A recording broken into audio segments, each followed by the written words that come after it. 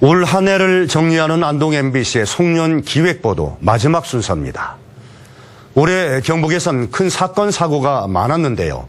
이후 어떤 변화가 있었는지 최보규 기자가 정리해드립니다.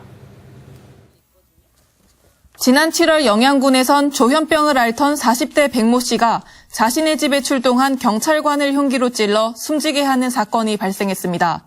경찰관이 총으로 어딘가 겨누면서 내보고 빨리 들어와서 좀 도와달라고.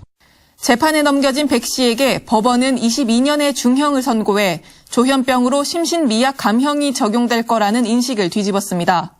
또 이 사건이 계기가 돼 최근 경찰청은 테이저건 등 경찰관의 무기 사용 지침을 구체화했습니다. 뒤이어 영주에선 새마을 금고 강도 사건이 발생했습니다.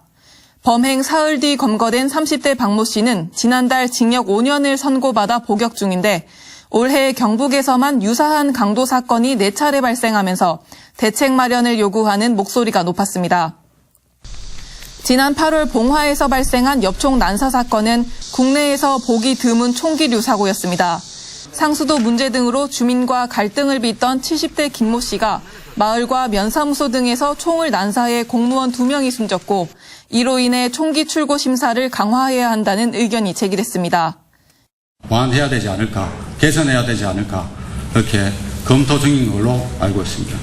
이후 경찰은 총기 출고 심사를 2단계로 늘리고 심사위원회를 구성하는 등 절차를 까다롭게 했습니다.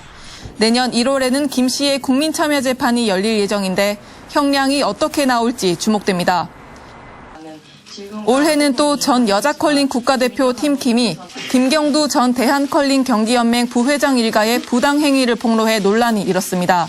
2015년부터 2018년 올림픽 종료시까지 상금의 입출금에 대해서는 선수들에게 정보를 공개한 적이 없습니다. 이에 대한 정부의 특별감사 최종 결과가 내년 1월 중순 발표될 예정입니다. 쓰레기산으로 불리는 의성군 단밀면의 7톤 규모 쓰레기 더미와 그곳에서 발생한 화재 소식도 많은 관심을 받았습니다.